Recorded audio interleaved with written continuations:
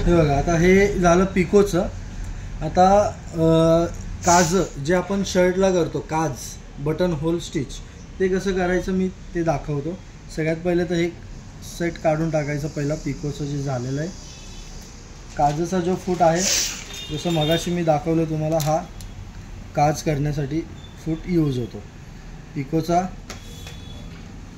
Same जसं मगाशी आपण काढला, स्प्रिंग पाठीमागची पुश करायची, हा निघला.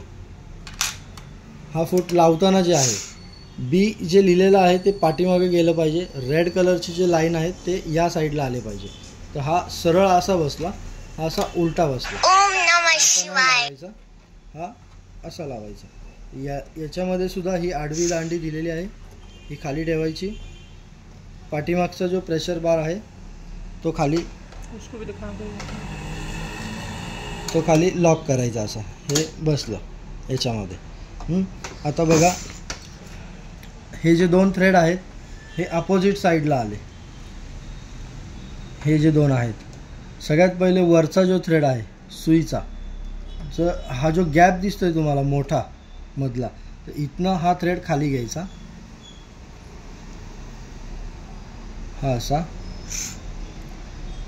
आणि हे झाले दोन्ही थ्रेड एकत्र पाठीमध्ये सोडून टाकायचे. कापड लावायच्या आधी ही जी साईज आहे, जे तुम्ही काजं करणार आहे, तर हे ॲडजस्टेबल होतं, हे पुढे मागे ॲडजस्ट करू शकता. तर ही साईज तुम्हाला सेट करायची. आता हा आपण एवढा बॉक्स घेतला आणि हे खाली प्रेशर बार ठेवून टाकला, तर आता हे हलणार नाही, हे लॉक झालं. साईज आहे तुमची, ही एवढीच साईज होणार काजची.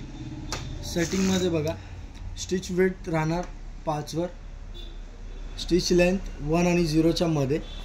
आणि हे जे टेन्शन सेट आहे, हे नेहमी सगळ्या गोष्टी करताना 4 वरच ठेवायचं, याला हलवायचंच नाही. त्याच्यानंतर इथे सिलेक्टरमध्ये आता तुम्हाला 4 वेळा सिलेक्टर फिरवायचा आहे. सगळ्यात पहिले इथे नंबर दाखवलेले आहेत बघा, 2 4 3 2 4 1. सगळ्यात पहिले 2 4 घ्यायचं या पॉईंटवर, याला 2 4. हाताने एक स्टिच लॉक करायचा, मशीन थोडंसं चालवायचं. निडल जर खाली असेल, आता ही निडल खाली आहे, तर निडल वर घ्यायची पहिला झाला 2 4, त्याच्यानंतर 3. आता कापड पुढे जाणार,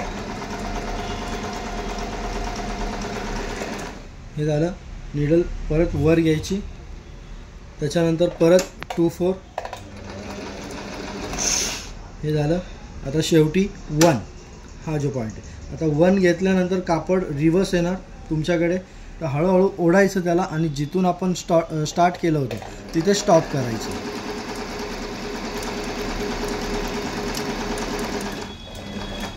हे बघा, हे झालं तुमचं काज. आता हे झाल्यानंतर याला मधून कट करायचं. तर जे इंडस्ट्रियल मशीन असतं ते ऑटोमॅटिक कट होऊन येतं, याला आपण हाताने कट करायचं स्टिच ओपनरने. हे जे आहे हे असं, हे झालं काज.